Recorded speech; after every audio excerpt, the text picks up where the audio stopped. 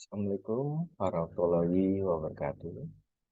Pada kuliah psikologi kali ini, kita akan membahas mengenai komunikasi dalam dunia kerja. Bagaimana sih komunikasi dalam dunia kerja? Oke, mari kita coba lihat. Sebentar, sebelumnya saya akan share screen dulu ya, materi yang akan kita bahas kali ini.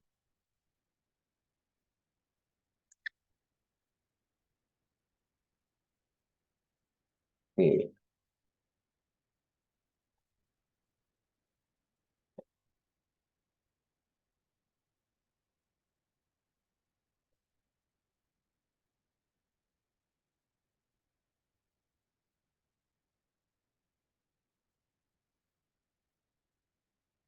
oke, komunikasi dalam dunia kerja. Nah, manusia adalah makhluk sosial, di mana manusia biasanya harus berhubungan dengan orang lain. Nah, bagaimana cara berhubungan dengan orang lain? Salah satunya adalah dengan melakukan namanya komunikasi. Komunikasi bukan hanya mengeluarkan suara, tapi juga dalam hal yang lebih luas. Contohnya anak kecil, ya, anak bayi yang baru lahir. Dia komunikasi, walaupun dia belum bisa ngomong, ya, dia sudah bisa berkomunikasi dengan orang tuanya, terutama dengan ibunya. Jadi misalnya contoh ketika eh, anak itu nangis, bayi itu nangis, maka ibunya sudah tahu apakah oh anak saya ini haus, anak saya ini lapar, ya, atau anak saya ini lagi kurang sehat. Ya. Padahal tangisannya sama. Itu namanya komunikasi. Ya. Kita ada teman kita datang, dan kemudian dia diam, ya, yang biasanya ceria dia diam. Maka kita tahu bahwa ada sesuatu yang terjadi pada teman kita. Maka kita akan bertanya-tanya, dan jangan dia diam karena marah. Nah, jangan-jangan dia diam mungkin karena ada masalah. Ya. Nah, ini namanya apa? Ini tetap namanya adalah komunikasi. Itu juga dalam dunia kerja. Ya. Dalam dunia kerja, ya, apapun pekerjaan kita, kita tidak bisa diam sendiri melakukan sesuatu secara sendiri. Kita tetap berinteraksi dengan orang-orang yang ada di sekitar kita, baik langsung maupun secara tidak langsung. Baik, kita masuk komunikasi dalam dunia kerja. Oke, definisi komunikasi. Komunikasi menurut Effendi 2000 adalah proses penyampaian suatu pesan oleh seseorang kepada orang lain untuk memberitahu atau mengubah sikap, pendapat, atau perilaku baik secara langsung maupun secara tidak langsung. Seperti yang tadi kita kasih contoh tadi. Ya. Jika teman kita biasanya ramah, tapi hari itu kok diam saja, berarti dia ingin memberitahu walaupun dengan tidak memakai suara. Nanti sesuatu yang terjadi. Mungkin dia tidak berkenan dengan kita, atau mungkin dia ada masalah. Ya, oke. Sehingga ketika kita tahu bahwa oh ternyata dia tidak berkenan dengan kita, ada kalimat ini memberitahu, maka apa harus kita lakukan? Kita akan mengubah sikap kita supaya hubungan kita menjadi lebih baik. Ya. Komunikasi menurut Wibowo 2013 adalah aktivitas menyampaikan apa yang ada di pikiran, konsep yang kita miliki, dan keinginan kita sampaikan kepada orang lain. Jadi, kalau di sini, menurut itu, komunikasi itu adalah aktivitas. Ya, aktivitas itu berarti ada yang dipikirkan, yang dimiliki, dan keinginan. Jadi, misalnya, seorang manajer yang berkomunikasi, bukan hanya menyatakan bahwa kamu harus melakukan ini. Tidak. Dia akan memberi contoh. Oke, kamu sebaiknya melakukan ini. Dia akan ngasih contoh, ya, sehingga apa? Sehingga bawaannya ngerti sebenarnya apa sih yang diinginkan. Oke. Misalnya, ketika seorang berada di bagian misalnya apa produksi, ya, dia ingin meningkatkan hasil produksinya. Apa yang akan ditingkatkan? Oh, berarti berhubungan dengan apa? Efisiensi kah? Ya. Berhubungan dengan jadwal kan? Ya. Nah, ini akan disampaikan apa yang ada di pikiran dia, ya bagaimana cara kita produksi, itu yang ada di pikiran dari manajer itu, ada konsepnya, dan ada yang keinginan, dan itu harus disampaikan kepada orang lain. Karena tidak mungkin satu orang manajer bisa membuat misalnya apa, produktivitas meningkat. Produktivitas meningkat, maka dia perlu tim yang ada di bawahnya. Nah, ketika manajer tadi punya namanya konsep, apa yang dia pikiran, bagaimana sih cara meningkatkan produksi? Oh, berarti ada efisiensi yang harus kita lakukan. Oh, berarti ada waktu yang harus kita kurangi. Oh, berarti apapun itu, dia harus bisa menyampaikannya kepada timnya, menyampaikan kepada timnya, ya, menyampaikan bukan hanya dalam mulut, tapi juga menyampaikan dengan secara terperinci sehingga timnya tahu apa yang diinginkan. Dan kalau perlu dia membuat suatu apa, buku petunjuk atau membuat SOP atau membuat KPI, ya, sehingga apa, timnya bisa melakukan sesuai dengan apa yang diinginkan.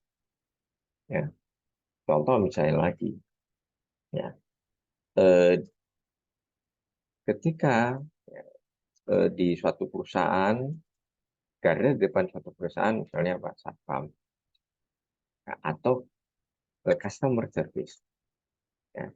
Ketika perusahaan ingin meningkatkan service, ya, atau menuju menjadi service excellent, perusahaan tidak bisa hanya mengomongkan kepada eh, tadi customer service-nya bahwa kita harus memberikan pelayanan yang prima atau kita harus memberikan pelayanan yang baik. Titik. Tidak bisa hanya demikian. Ya. Karena ketika seorang tadi customer service A, customer service B, customer service C, ketika dia mendengar kalimat, oke, saya harus memberikan pelayanan prima, saya memberikan service yang excellent. Kalau tidak ada koridornya, tidak ada ketentuannya, maka pikiran dari A, B, dan C itu akan berbeda-beda. Ketika pemikirannya berbeda, maka hasilnya juga akan berbeda. Ketika hasilnya berbeda, maka konsumen akan mendapatkan perlakuan yang berbeda. Padahal seharusnya siapapun orang yang ada di situ, ya kalau kita contoh di customer service, maka konsumen harus mendapatkan pelayanan yang sama. Ya. Pelayanan sama yang sesuai standar yang membuat dia senang. Oke. Nah, itu adalah definisi dari komunikasi. Jadi apa itu komunikasi organisasi? Komunikasi organisasi menurut Irianto 2005 adalah pengiriman dan penerimaan berbagai pesan organisasi di dalam kelompok formal maupun informal dari suatu organisasi. Nah, jadi di sini ada nama formal, ada namanya informal. Nah, formal bisa dalam bentuk misalnya Pak, perintah, bisa dulu dalam bentuk SK, bisa bentuk dalam ya salah satu yang tertulis, ya, tertulis dan diakui oleh itu dan diakui oleh perusahaan dan juga orang-orang yang ada di dalam perusahaan. Oke. Tapi ada juga namanya informal, ya. Informal itu tidak tertulis. Kadang-kadang itu adalah suatu habit atau kebiasaan yang dibangun dalam organisasi. Ya. Kebiasaan baik, ya jelas suatu itu adalah kebiasaan baik, habit yang dibangun atau budaya yang dibangun di organisasi itu. Ya. Oke. Hingga kalau kita lihat orang yang memberi pesan dan orang yang menerima pesan seharusnya sesuatu hal yang sama. Tidak ada beda penafsiran, tidak ada yang kurang. Ya. Sesuai.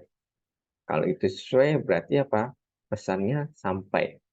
Yang berpesan baik, yang menerima juga baik, berjalan dengan baik, organisasi juga berjalan dengan baik. Ya, komunikasi organisasi berjalan dengan baik. Nah, mengapa sih komunikasi penting dalam dunia kerja? Ya, ternyata, ya, menurut Kiwanto 1985, dari 100% waktu kerja kita di suatu perusahaan atau dalam organisasi, 75% sampai 90% itu digunakan untuk komunikasi. Ya, jadi kerja apapun 70% sampai 90% digunakan untuk komunikasi. Kalau dirinci ini 5% digunakan untuk menulis atau mengetik, 10% digunakan untuk membaca, ya, menurut penelitian oleh Juwanto. Kemudian 35% dipergunakan untuk berbicara dan 50% dipergunakan untuk mendengar. Ya, jadi kalau kita lihat berbicara dan mendengar adalah bagian dari komunikasi, itu 80-50%. Ya. Apakah membaca juga bagi komunikasi? Iya. Nah, ketika misalnya tadi pimpinan kita menjelaskan sesuatu, kemudian dia bilang ini sesuai dengan peraturan perusahaan, dan kita membaca, itu berarti komunikasi kita nyampe. Oke. Ketika kita bilang bahwa pimpinan kita atau kita bilang kepada eh, tim kita, ini sesuai dengan KPI yang harus kita capai, dan tim kita yang tidak mengerti membaca KPI itu, berarti itu adalah komunikasi. Ya. Oke, jadi 75-90% dari waktu kerja dipergunakan untuk komunikasi, ini memang sesuai. Menariknya, ya kalau kita lihat di sini, yang paling banyak adalah mendengarkan. Ya, 50% dipergunakan untuk mendengarkan. Maka ada suatu perusahaan yang punya tagline, nyatakan bahwa always listening, always understanding. Dengar dulu, baru mengerti. Nah, jadi kalau di sini bilang apa? Oh, ketika ada sesuatu komunikasi itu paling penting adalah mendengarkan. Dalam dunia kerja, paling penting adalah mendengarkan dulu secara jelas.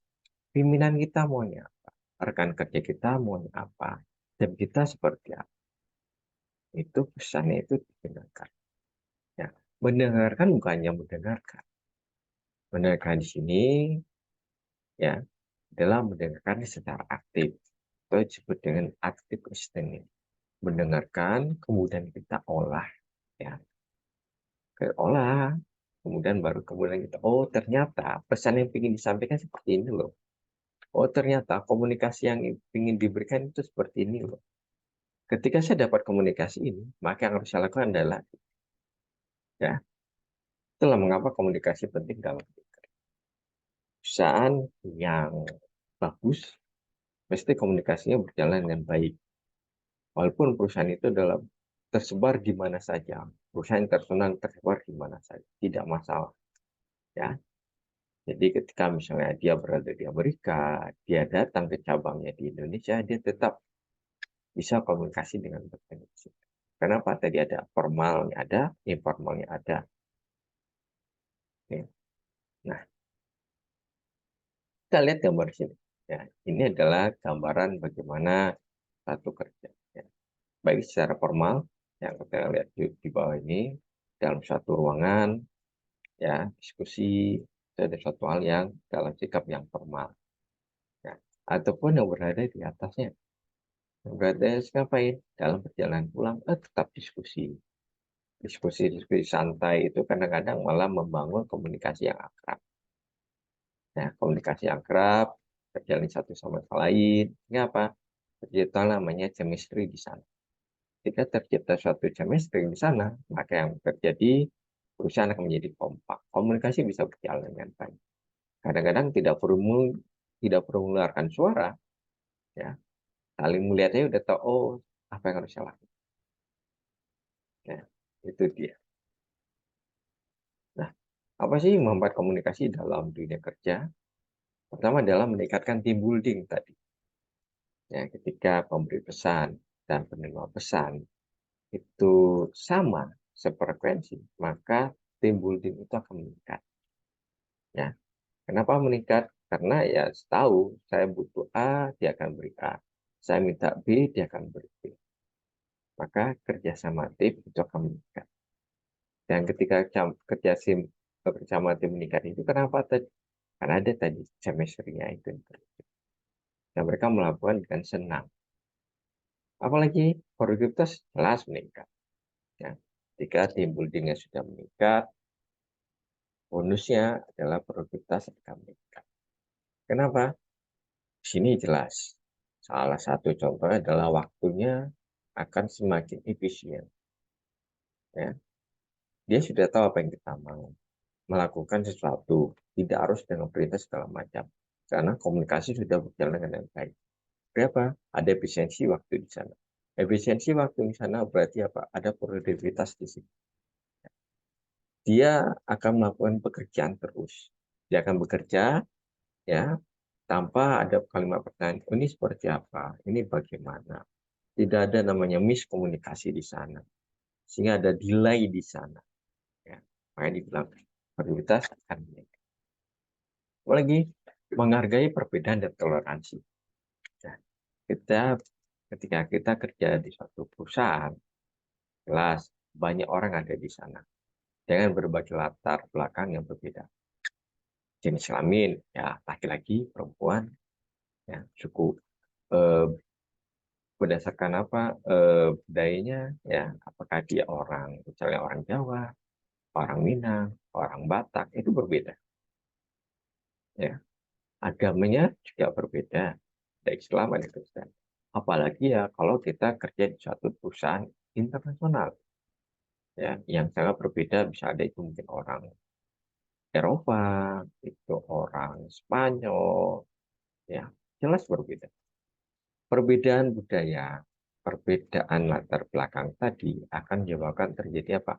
Perbedaan ya, cara komunikasi, perbedaan perilaku. Ketika komunikasi baik, kita tahu bahwa, oh misalnya gini, contoh simpel, misalnya orang Batak, misalnya, suara memang keras. Suara keras orang Batak itu bukan berarti dia marah. Ketika kita tahu bahwa, oh dia memang ngomongnya begini, nadanya memang seperti itu, ya kita memahami apa berarti komunikasi masuk. Oke, apalagi contohnya, oh Muslim, orang Muslim berpuasa. Ketika dia berpuasa, maka orang non-Muslim ngerti teman saya ini berpuasa. Dia akan menghargai komunikasi terjalin. Ya, oke. Nah itu contoh, contoh menghargai perbedaan dan apalagi mempermudah dalam penerapan aturan. Ya. Jadi aturan itu secara formal siapapun bisa membaca. Ya. Tapi belum tentu semua punya penafsiran sama terhadap aturan itu. Itulah tugas dari leader untuk menjelaskan. Menjelaskan berarti ada komunikasi antara leader dengan timnya atau leader dengan tim. Ketika komisi berjalan baik, maka aturan bisa diterapkan dengan baik. Yang lain adalah tim tidak perlu menghafal aturan itu. Kenapa tidak perlu menghafal? Karena dia sudah langsung masuk ke dalam pikiran dia.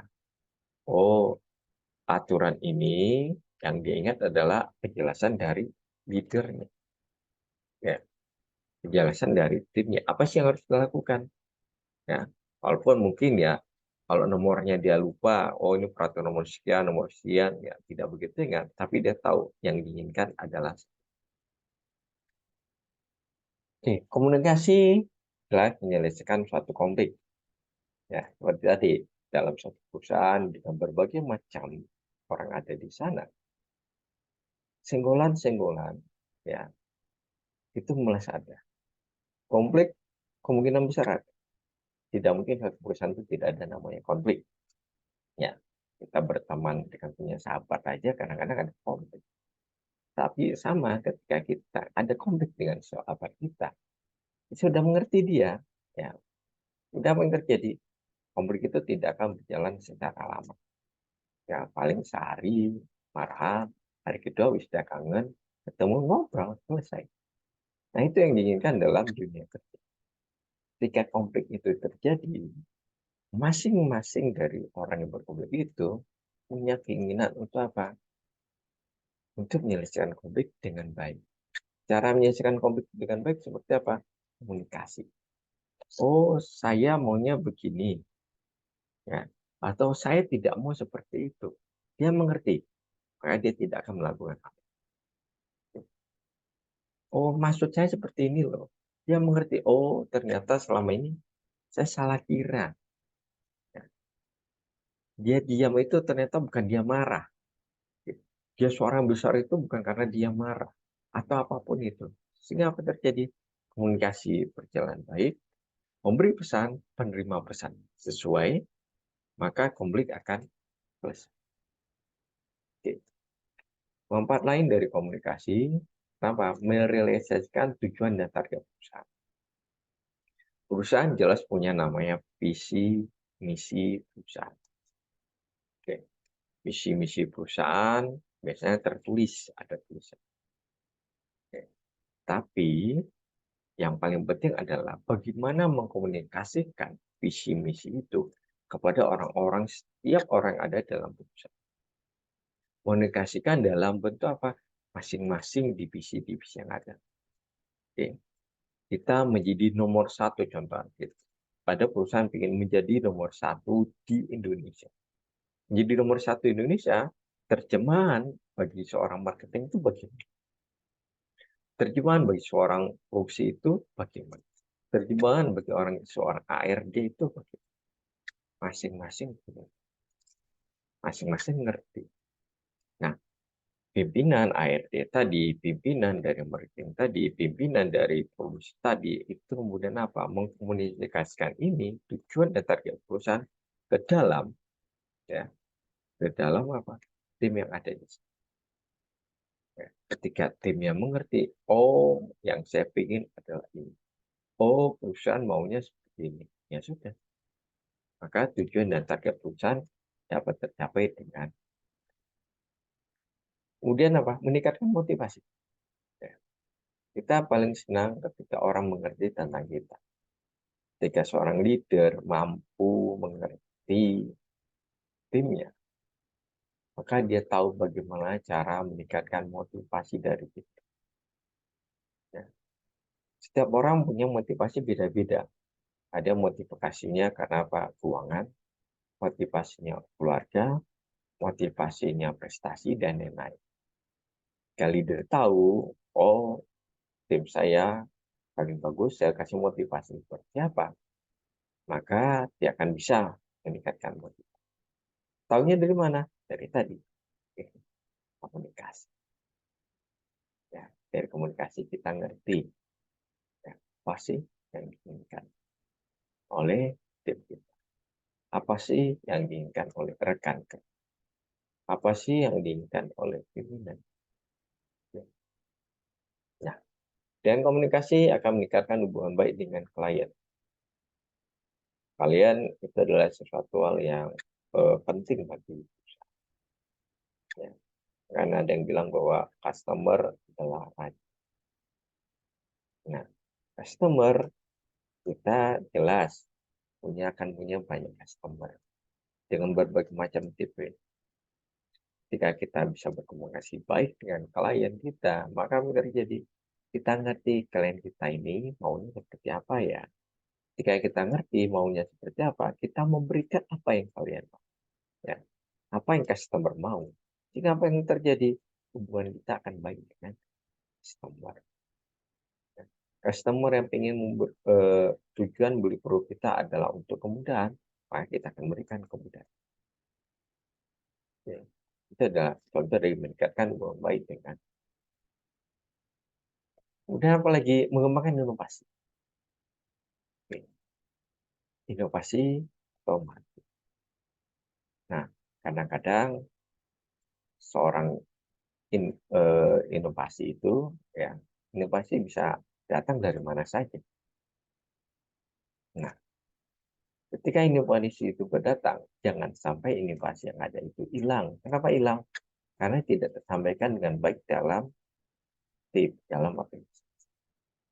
Bisa belum tentu inovasi itu datang dari seorang leader atau pimpinan. Bisa aja inovasi itu datang dari mana? Dari tim yang ada di sana. Jadi ketika ada yang punya inovasi, kemudian dia bisa mengkomunikasinya dengan baik, maka inovasi itu akan berjalan dengan baik. Nah, fungsi komunikasi organisasi menurut Senjaya 94 ada namanya fungsi informatif.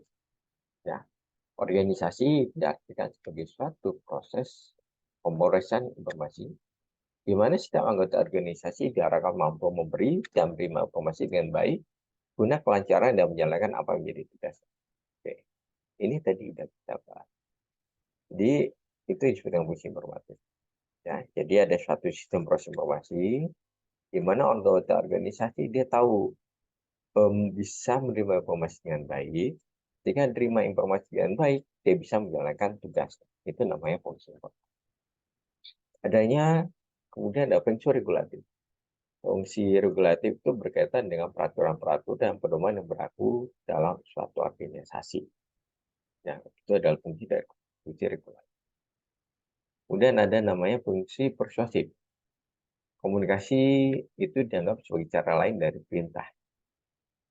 Pemimpin organisasi atau leader biasanya di awal itu menggunakan cara persuasif daripada perintah kepada bawah. Ya. Kenapa? Karena diasumsikan ya, bahwa terkait penggunaan cara yang lebih halus akan menyebabkan seorang lebih menghargai suatu tugas yang dibebankan kepadanya.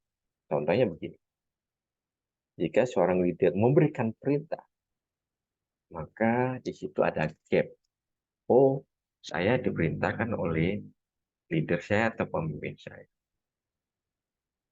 Basicnya, setiap manusia itu rata-rata itu tidak mau diperintah. Kenapa? Ketika dia perintah di bawah gua, dia tahu bahwa dia ada di bawah yang itu. Tapi ketika ada fungsi persuasif, ya, maka apa? Bawahannya merasa bahwa saya tidak diperintah. Ya. Tapi ada rekan kerja saya, ya, tim saya, walaupun dia leader, itu menyampaikan sesuatu kepada saya. Menyampaikan sesuatu, menjawabkan saya mengerti, dan melakukan sesuatu itu dengan baik. Tanpa merasa bahwa, oh saya diperintah, enggak. Oke. Ya, sama ketika contoh, misalnya seorang anak, kalau dikasih tahu sama orang tuanya dalam bentuk kalimat perintah, biasanya seorang anak akan merasa bahwa apa sih kok nyuruh-nyuruh, ya itu simpel gitu.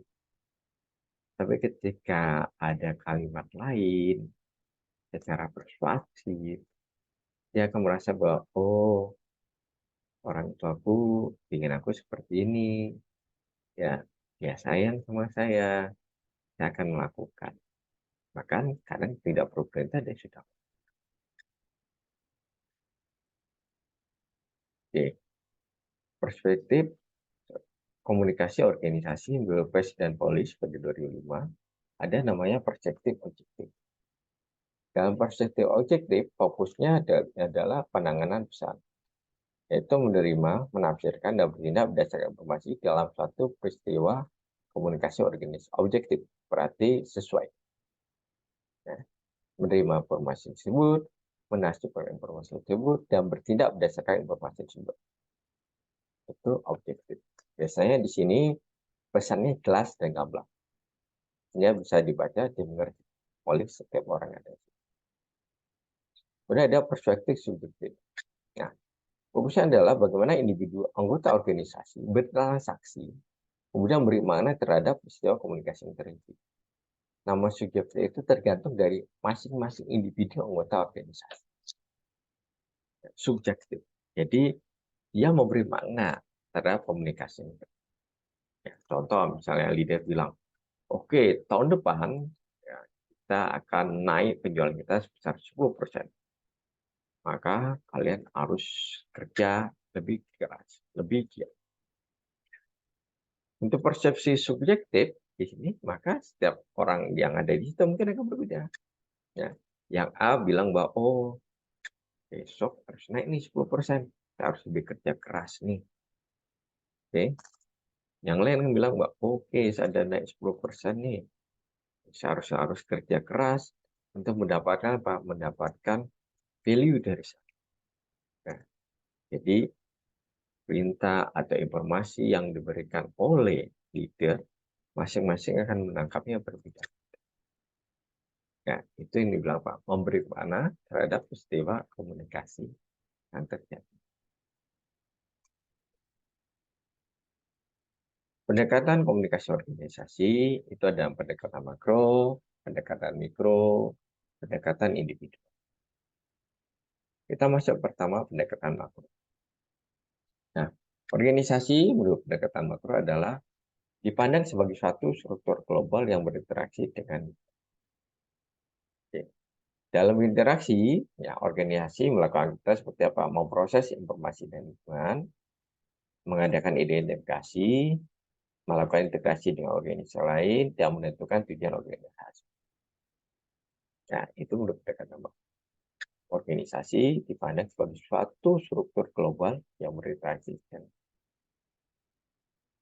Kalau pendekatan mikro, ya, mengkhususkan kepada organisasi dalam unit dan subunit pada suatu organisasi. Jadi kalau makro tadi secara keseluruhan, kalau mikro itu berarti dalam unit-unit yang ada dalam organisasi. Nah, itu bedanya. Oke. Nah, komunikasi yang diberikan pada tingkat subunit atau unit ini adalah komunikasi, contohnya Pak, komunikasi untuk memberikan orientasi dan apalagi komunikasi untuk melibatkan anggota kelompok dalam tugas kelompok. Oke. Komunikasi untuk menjaga iklim organisasi. Nah, iklim organisasi ya tadi unit, masing-masing unit berbeda, dan yang ada orang di dalam unit juga berbeda. Oke. Udah Pak, komunikasi untuk mengetahui rasa kepuasan kerja dalam. Kemudian ada setelah makro, mikro, maka dia adalah pendekatan individual. Pendekatan individual itu berpusat pada tingkah laku komunikasi individual dalam organisasi. Ini lebih terperinci lagi, person per person, orang per orang. Ya. Nah, beberapa bentuk komunikasi individual, contohnya apa? Berbicara pada kelompok kerja. Nah, menghadiri dan berinteraksi dalam rapat, menulis dan mengonsep surat, berdebat untuk suatu usulan. Itu adalah contoh dari komunikasi individual. Ya. Maka leader yang baik biasanya itu akan ya mengajak setiap orang yang ada di dalam timnya untuk mau berkomunikasi. Misal apa? Berbicara. Ya. Kalau timnya ada 5, maka kelima-limanya diharapkan mau berbicara. Ketika berbicara, maka setidaknya Anda belajar komunikasi. Oke. Kalau ada satu orang misalnya yang tidak bisa ngomong, ya oke, kita tunggu bagaimana sih caranya supaya dia mau. Bagaimana caranya dia supaya dia. Misalnya dia, oh nggak bisa ngomong, oke tulis, kamu mau ngapain. Nah, komunikasi yang lain tadi apa? Berdebat untuk satu usulan. Berdebat bukan mencari kalah atau menang. Berdebat untuk mencari solusi yang terbaik. Usulan yang terbaik. Itu namanya komunikasi. Nah, gaya komunikasi dalam organisasi menurut Dr. Moss, pertama ada nama the controlling style, equalitarian style, destructuring, dynamic style, relinquishing style, withdrawal style. Oke, controlling style, kita masuk. Segala gaya komunikasi yang bersifat mengendali, kontrol, pakai kalimatnya, style untuk mengontrol. Nah, kenapa mengontrol? Karena ada kehendak dari pemimpin atau yang melakukan style kontrol ini, ya, tujuannya apa? Membatasi, memaksa, mengatur perilaku, pikiran, dan tanggapan orang lain. Kamu harus seperti ini. Batasannya seperti ini. Maka pada membatasi, memaksa, dan mengatur. Biasanya bukan dalam ucapan, tapi ditambah dengan apa? Controlling style ini ditambah dengan peraturan-peraturan, dan di situ ada namanya reward dan punishment. Ini apa? Memaksa dan mengatur pikiran dan perilaku orang lain. Kita tanggapannya. Nah, dalam controlling style, penggunanya disebut one way komunikator. One way, satu arah. Dari yang memberikan komunikasi kepada yang terima komunikasi boleh nggak? Nggak bisa, karena ini satu arah. One way komunikasi. Ya, dari saya kepada orang yang harus mendengar. Nah, oke. Apa yang dilakukan di sini pada controlling style memusatkan perhatian kepada pengiriman pesan dibanding upaya mereka untuk berbagi pesan. Jadi ketika melakukan calling style, biasanya yang menerima pesan ya itu kurang menanggapi ya, pesannya seperti apa. Tapi berkaitan kepada orang yang memberikan pesannya siapa sih. Oke. Nah, dalam mode controlling style, maka biasanya orang tersebut tidak tertarik pada umpan balik. Nah, makanya tadi bilang one way komunikator. Yang saya ucapkan itu adalah perintah, itu harus kamu lakukan. Ya, baik, buruk, tidak usah memberikan. Umpan balik bisa terjadi jika umpan balik tersebut digunakan untuk kepentingan pribadi, ya, bukan untuk kepentingan usaha. Ya. Ada namanya the equalitarian style. Ya. Penyebaran pesan-pesan bersifat dua arah. Kenapa? Komunikasi dilakukan secara terbuka. Kalau tadi one, ini dua arah. Memberi pesan dan terima pesan timbal balik satu sama lain. Ya. Oke, the equalitarian style, ya, penggunanya atau yang menggunakan style ini adalah orang memiliki sikap kepedulian yang tinggi serta kemampuan membina hubungan baik dengan semua orang. Ya, maka dilakukan dua arah. Yang memberikan informasi, berkomunikasi, dia juga mau menerima komunikasi dari orang. Ya, dia peduli, dia mampu membina hubungan baik, ya, secara formal maupun kalau di structuring, ya, adalah gaya komunikasi yang struktur. Oke, dengan cara apa? Memanfaatkan pesan-pesan verbal secara tulis maupun lisan guna memantapkan perintah yang harus dilaksanakan. Oke, penjadwalan tugas dan bekerja setelah struktur organisasi. Oke, pesan-pesan verbal secara tulis. Dari strukturing biasanya tadi itu pakai SOP-nya, ketentuan peraturan yang dynamic style, ya. Dynamic style itu style yang cenderung agresif, lingkungan bekerja berorientasi pada tindakan. Biasanya Pak digunakan oleh para juru kampanye ataupun supervisor yang membawahi para salesman. Agresif. Misalnya apa? Target kita tahun depan 10%. Untuk itu yang harus kalian lakukan adalah A, B, C, D. Oke, itu apa tadi? Agresif. Orientasi apa? Tindakan. Oke. Yang lakukan misalnya target 10%. Kalian harus datang ke waktu di sini jam 7. Jam 7 sampai jam 8 kalian tulis apa sih, siapa sih prospek yang akan kalian datangkan. Kemudian dari jam sekian sampai sekian, apa yang dilakukan? Apa? Tindakan. Nah, tujuannya adalah menstimulasi atau merangsang pekerjaan atau karyawan untuk bekerja dengan lebih cepat efektif dalam mengatasi persoalan-persoalan yang cepat kritis. Makanya tadi supervisor membawahi para salesman. Nah, masalahnya apa? Oke. Apa harus lakukan? Ikutin ini, maka penjualan kalian akan meningkat. Oke. Tulis apa yang harus kalian ucapkan. Bagaimana cara menjual. Itu stimulasi merangsang.